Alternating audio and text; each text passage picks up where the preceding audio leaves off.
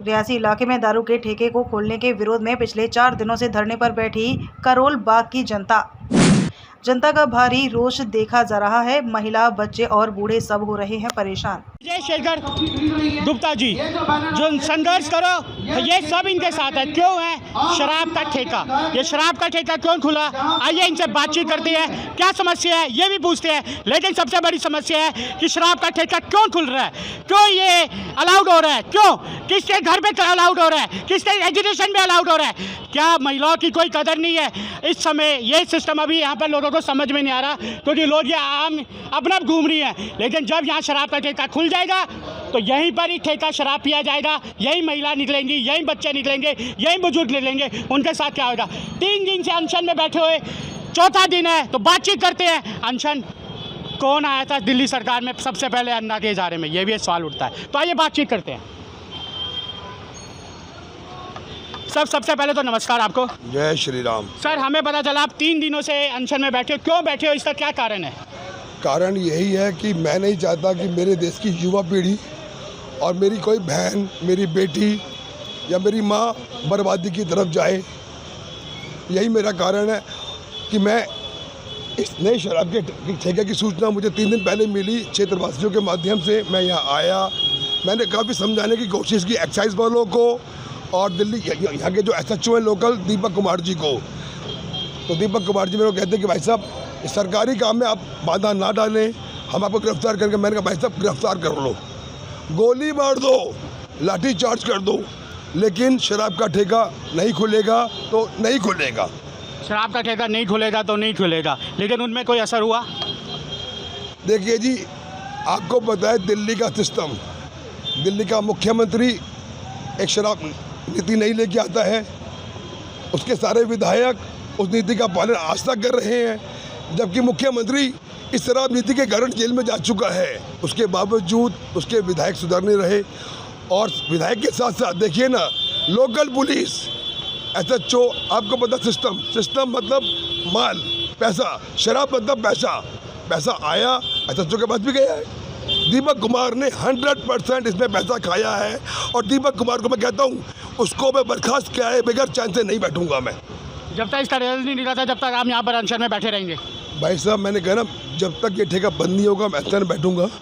और उसके बाद अब भाई साहब एक ठेका नहीं, दिल्ली में पूरी तरीके से शराबबंदी होगी। दिल्ली का एक ठेका बंद करा के रहूँगा, चाहे मेरे को अपनी जान देनी पड़े, चाहे मेरे को जाके उन शराब के ठेकों को फूकना पड़े, मैं फूकने को भी तैयार हूँ। अब मैं फूकने को भी तैयार है। सर एक बात बताइए, ये किस तरह से अलाउड हो जाता है कि एक घर के नीचे शराब का ठेका? केमिस्ट की दुकान खोले तो समझ में आ जाएगी, या वो राशन की दुकान खोले तो समझ में आ जाएगी, लेकिन शराब का ठेका खुलना घर के नीचे, वो भी चलते फिरते रोड रेजिस्ट्रेशन जहाँ पर लोग रहते हैं, यहाँ पर स्कूल आसपास होएगा, मंदिर भी आसपास होएगा, ये ऐसा क्यों अलाउड हो जाता है? ये इसके ऊपर बहुत बड़ा सवाल है। हर मीडिया का चैनल, हर मीडिया का क्वेश्चन ये सवाल, लेकिन क्वेश्चन मार्क वही है, रिजल्ट निकल नहीं पाता। रिजल्ट जब निकलता है जब आप जैसे लोग आते हो, लेकिन वो भी फिर समय आने पर वो भी कहीं क्वेश्चन खड़ा हो जाता है, वो कहाँ पर गया?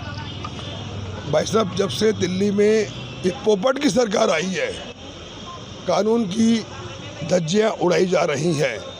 ये व्यक्ति जो इसका नाम है अरविंद केजरीवाल, आया था भगत सिंह बनकर और बन गया फोकट सिंह बन गया, ठीक है जी। और दिल्ली सरकार ने आज की तारीख में किसी भी मर्यादा का पालन नहीं किया, हर कानून व्यवस्था का उल्लंघन किया है। और अब ये और उल्लंघन बर्दाश्त नहीं किया जाएगा। देखिए, अब वो 100 मीटर गिने मंदिर को या 200 मीटर गिने या 500 मीटर गिने, मुझे कोई फर्क नहीं पड़ता। मैंने कसम खाई है पूरी दिल्ली में शराबबंदी होगी, मतलब होगी। अब दिल्ली में शराब नहीं बिकेगी, दिल्ली का कोई युवा शराब नहीं पिएगा, दिल्ली की किसी कोई बहन बेटी अब निर्भया नहीं बनेगी। अब निर्भया नहीं बनेगी। चाहिए आप पीछे महिलाओं से बातचीत करते हैं उन विशेष में। यहाँ पर 50 मीटर पे यहाँ पर एक मंदिर है, एक इधर मंदिर है, और यहाँ पर एक बच्चों का वो भी है, नरका द्वार है।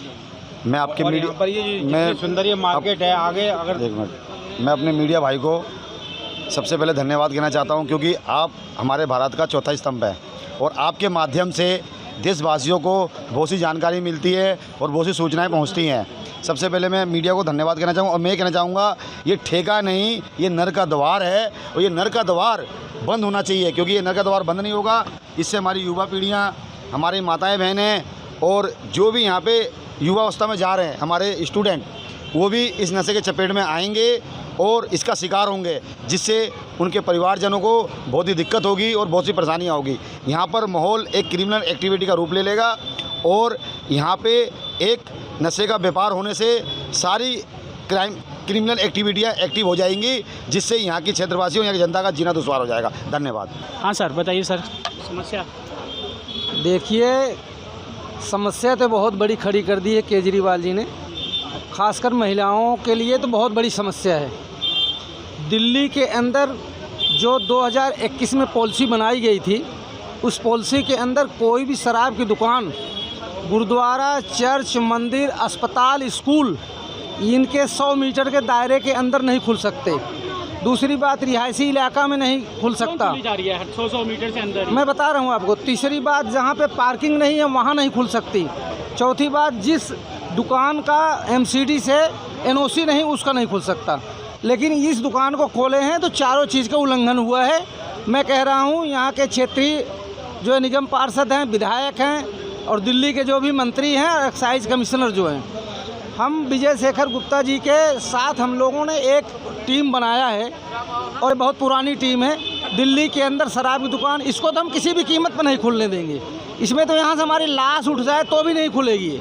और यहाँ के सच्चों की संपत्ति की इंक्वायरी कराने जा रहे हैं हम, और जो पुलिस वाले हैं उनकी भी संपत्ति की इंक्वायरी होगी। तो आप लोगों के साथ बेखौफ कर रहे हैं, जान के महिलाओं के साथ एक डर का माहौल करते हैं। डर का माहौल उन्होंने बनाया था, लेकिन इनसे कोई नहीं डरता।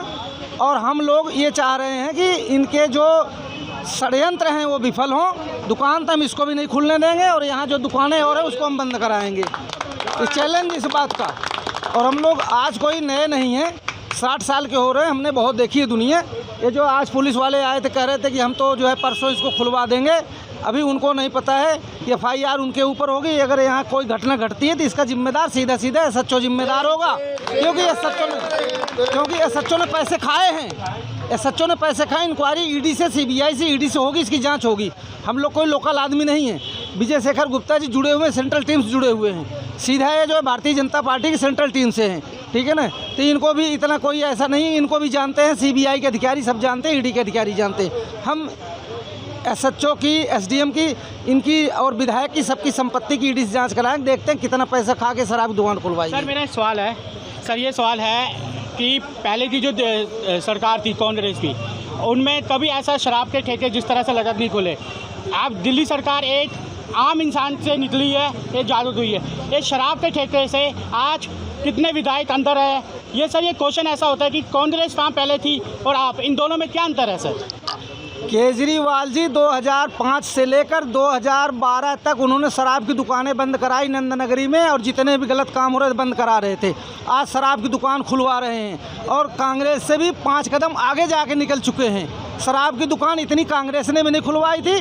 अब भाजपा ने, हमारी भाजपा की सरकार 1993 में मदन लाल खुराना की सरकार, वो शराब की दुकान खोल ही नहीं रहे थे बिल्कुल भी। किसी भी रियासी इलाके में शराब की दुकान नहीं खुली थी। तो भैया ऐसा है, केजरीवाल तो जेल में बैठ गए हैं, उनके मंत्री सब जेल में बैठ गए हैं, पब्लिक उनको नकार चुकी है। अब भारतीय जनता पार्टी के जो नेता हैं इंतज़ार कर रहे हैं इलेक्शन आएगा तो केजरीवाल को जो 67 और 62 सीट मिली थी ना, अब उनको 2-3 सीटें मिलेंगी, बस 2-3 सीटें मिली। जो बस यही है, आपने सबकी बातें सुन ली। यहाँ जो आक्रोश है, और ये जो सबसे बड़ा आक्रोश क्यों है, महिलाओं का क्यों आक्रोश है, इन सब का। लेकिन ये आक्रोश कितना आगे पहुँचता है, कितना होता है, तो ये देख लीजिए क्या बोल रहे हैं।